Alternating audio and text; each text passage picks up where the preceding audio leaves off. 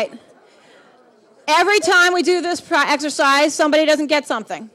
It happens. It's late. It's tired. You're in a room full of people. There's a good chance you're going to get something in this room. There's also a good chance that you've been working all day and that you're tired, and at some point your mind just says, I'm done. Okay? That happens. Trust me. It's happened to me. What's your name again? I'm sorry. Jerry? And John. Okay. Jerry and John are married for 41 years. I know. Congratulations. That is a big deal.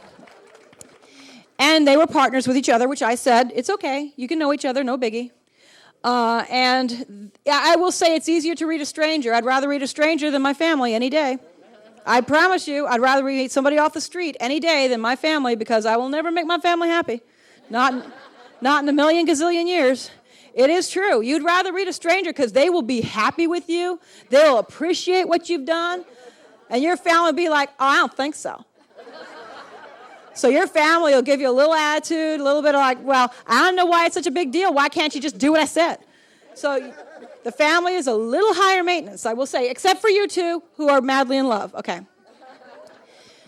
So without going into graphic detail, your question was about your daughter's pending divorce. Hoping that our daughter's going to divorce the bum she's married to. Let's try to... He's a bum.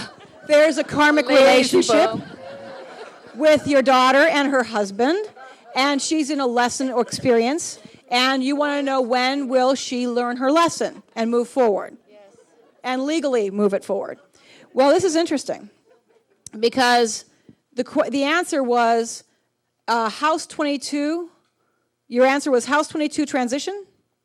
What does this say? House 22? House 22 and trains. Trains. Trains are moving forward. Trains are travel.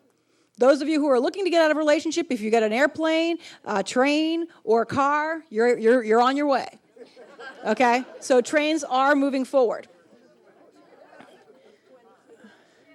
What about 22 is interesting.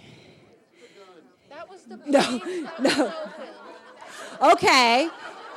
There is a lower side of human nature that is violent. But that won't solve any problems, and we'll come back in a lot of lifetimes, so we don't use those things. 22 is a universal number. Oh, because that's the page that the book was open to. Well, I happen to have my husband's symbolism dictionary. Hot dog.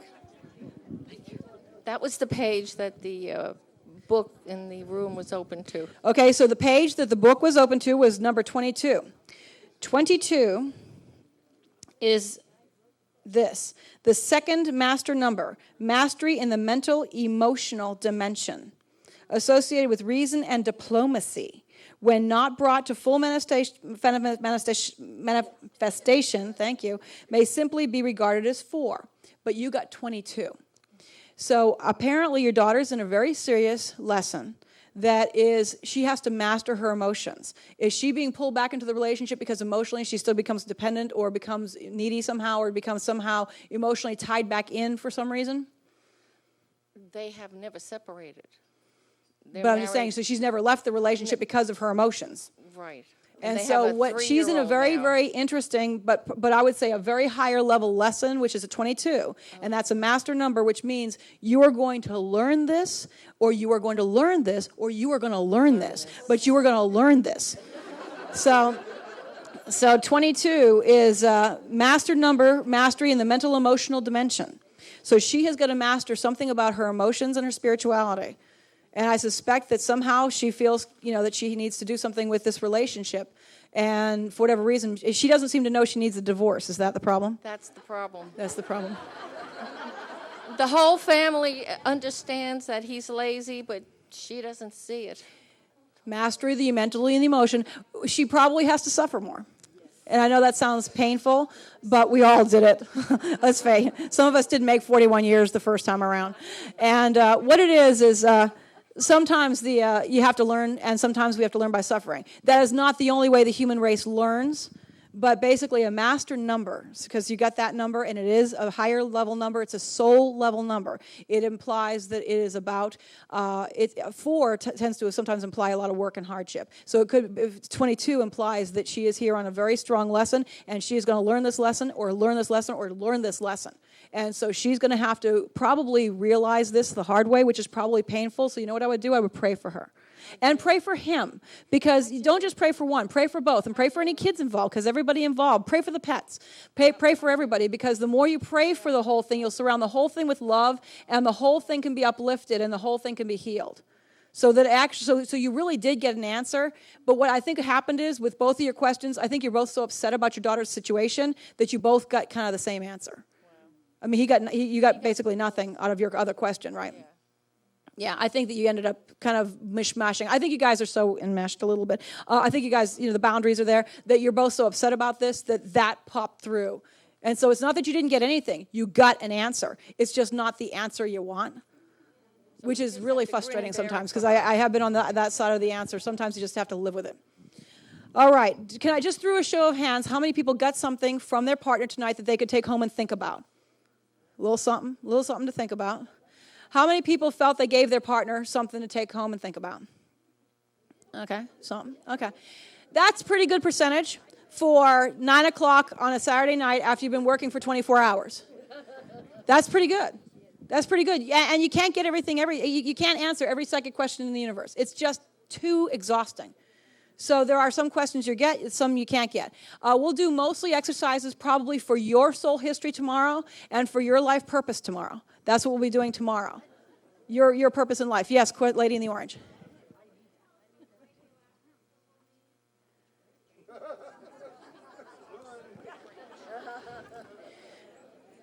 The radioactive symbol.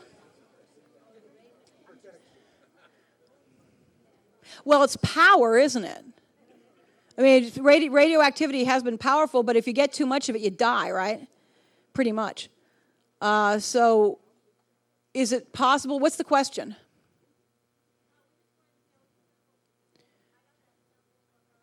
I think it implies power. But I also think too much of a good thing can kill you. I mean, really. I mean, radiation, Nagasaki, Okinawa, all that. So I would look at some of this. I would look at the radioactive symbol as a mixed symbol. I would say it is about power. I would also say it's also about. It could be toxicity if you asked a physical question. It could also be, if you asked an environmental question, it could be something about the environment around you. Depends on the question. I don't know the question. But on top of that, I would say that it implies power, and I would say use it carefully.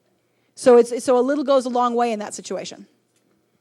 Okay? Any lady in the red? She may have been picking up on what I was holding. It was a cold coin. You were holding a cold coin. She may have been picking up on what I was holding for this gentleman here. It's a cold coin with a radioactive symbol and a date, 1990. Well, there you go. This room is just a messy, psychic, sloppy overlay of everything. So it's very possible, you guys sort of power, sloppy psychic stuff meshing all over everybody else's stuff, yeah. Yeah, the cold symbol does have that. Okay, and one last question, and we're going to be done. You did ask, what was it?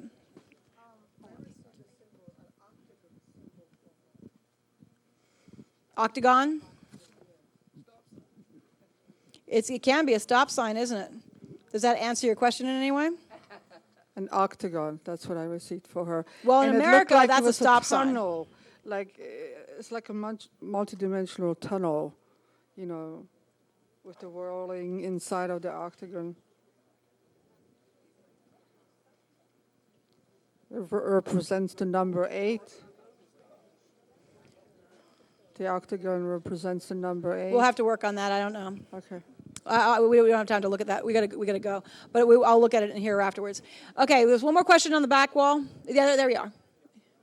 What does a feather represent? What does a peacock represent? Oh, peacock's beauty. Can be beauty, actually. Peacock can also be wealth. Peacock can be wealth. I'll check it. But feather, was it a writing implement feather? Was there a writing tool connected to the feather? The feather was a writing implement at one time. Okay. Would writing be something you want to do something with? Okay, that's a hit. And peacock. I do believe I made a stained glass window of a peacock, and I heard afterwards that it was for prosperity. So writing and prosperity apparently work nicely for you. Not to mention that they're kind of pretty. I had a peacock walking around my backyard a couple of months ago. It was really stupid. It wouldn't go anyplace. It was just dragging. It had gotten away. It was mating season or something. Corresponds to pride, that which shows off, or thinking very highly of oneself. Might indicate that which unfolds beautifully. And I also know that it happens to be prosperity, because I made the stained glass window with a peacock for a reason. Okay. All right. All right, we're done for tonight. And we'll be back tomorrow. Thank you.